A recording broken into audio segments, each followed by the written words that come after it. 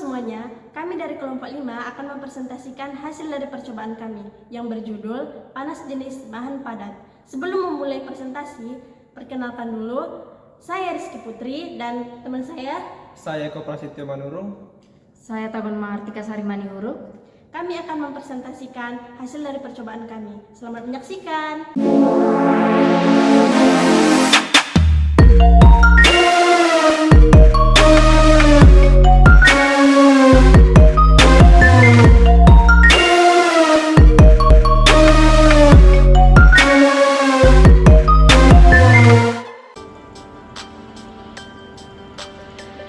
Jadi, sebelum kita memulai praktikum, kita harus mengetahui apa itu panas jenis bahan padat. Panas jenis bahan padat adalah ukuran kemampuan bahan padat untuk menyimpan atau melepaskan panas. Itu adalah jumlah panas yang dibutuhkan atau dilepaskan oleh 1 kg bahan padat ketika suhunya naik 1 derajat Celcius. Satuan panas jenis bahan padat adalah Joule per kilogram derajat Celcius. Baik, setelah mengetahui apa itu panas jenis bahan padat, kita juga harus mengetahui apa tujuan dari percobaan panas jenis bahan padat tersebut. Yang pertama yaitu memahami konsep asas Black. Yang kedua, memahami prinsip kerja dari kalorimeter. Yang ketiga, menentukan panas jenis bahan dengan menggunakan kalorimeter. Dalam melakukan praktikum, kita memerlukan alat dan bahan. Yang pertama, kalori lengkap dengan pengaduk dan bejana pelindung. Yang kedua, potongan logam besi atau bisa kita sebut beton acer. Yang ketiga, potongan-potongan kaca. Yang keempat, termometer raksa 2 buah. Yang kelima, air suhu kamar dan air panas. Yang keenam, neraca. Yang ketujuh, gelas ukur. Yang kedelapan, ketel uap dan bejana pemanas. Dan yang terakhir itu stopwatch. Setelah kita menyiapkan alat dan bahan, kita harus mengetahui dasar teori yang bersumber dari asas Black. Jika suatu zat menerima dan melepaskan kalor, maka suhu zat tersebut akan berubah. Dengan mengetahui besarnya perubahan suhu pada zat, maka akan ditentukan besarnya kalor yang dilepas dan yang diserap oleh zat tersebut. Selanjutnya, kita akan membahas pengertian dari panas jenis. Panas jenis merupakan karakteristik dari suatu zat yang didasarkan pada kalor yang diserap dengan perubahan suhu pada zat, sehingga secara matematis kita dapat menghitung dengan rumus delta Q sama dengan M dikali CP dikali delta T, di mana delta Q adalah kalor yang diserap atau yang dilepaskan dengan satuan Joule, M adalah massa benda atau zat dengan satuan kilogram, CP adalah kalor jenis benda atau zat di mana satuannya Joule per kilogram derajat Celcius.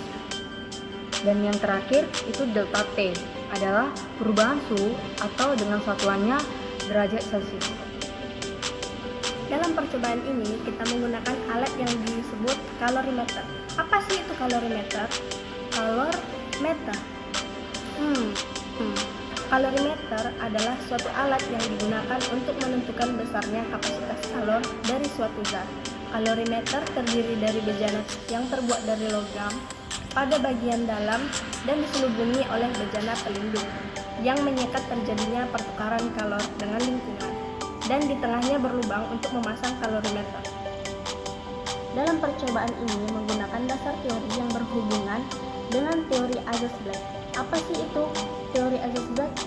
Teori asas Black menyatakan bahwa jika dua zat yang suhunya berbeda dicampurkan, maka zat yang lebih tinggi suhunya akan melepaskan kalor kepada zat yang suhunya lebih rendah, sampai terjadi keseimbangan, yaitu suhu kedua zat sama. Kalor yang dilepaskan oleh zat lebih panas sama dengan kalor yang diterima oleh zat yang lebih dingin. Dan jika suatu zat yang suhunya sebesar delta T, maka akan melepaskan kalor yang sama besarnya dengan kalor yang dibutuhkan zat tersebut untuk menaikkan suhunya sebesar delta T juga.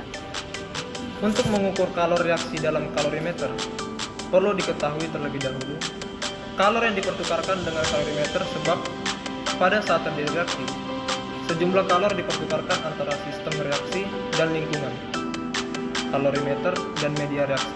Besarnya kalor yang diserap atau dilepaskan oleh kalorimeter dihitung dengan persamaan Q kalorimeter sama dengan CK dikali delta T, dengan CK adalah kapasitas kalorimeter.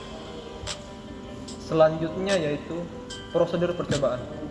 Yang pertama, perhatikan perlengkapan alat dan bahan yang akan digunakan dalam percobaan.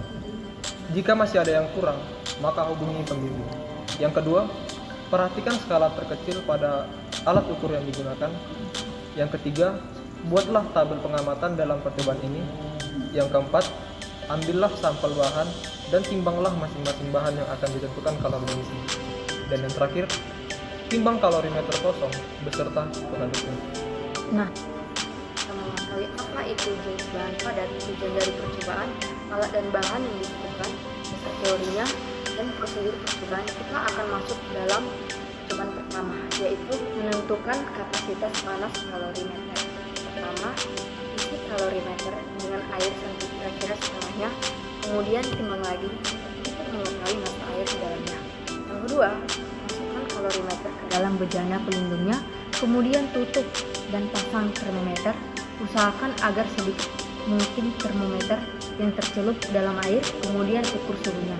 Yang ketiga, campur air dalam kalorimeter dengan air panas yang telah diketahui suhunya.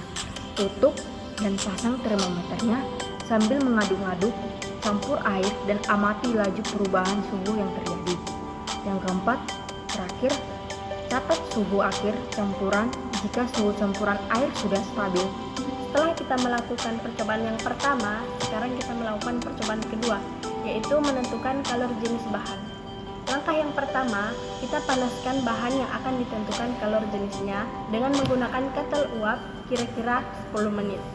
Catat suhu bejana yang digunakan untuk memanaskan bahan. Asumsinya, suhu bahan sama dengan suhu bejana. Langkah yang kedua, isi kalorimeter dengan air kira-kira setengahnya, dan kemudian timbang lagi untuk mengetahui massa air. Catat awal suhu dalam bejana. Langkah yang ketiga, masukkan bahan yang telah dipanaskan dalam kalorimeter.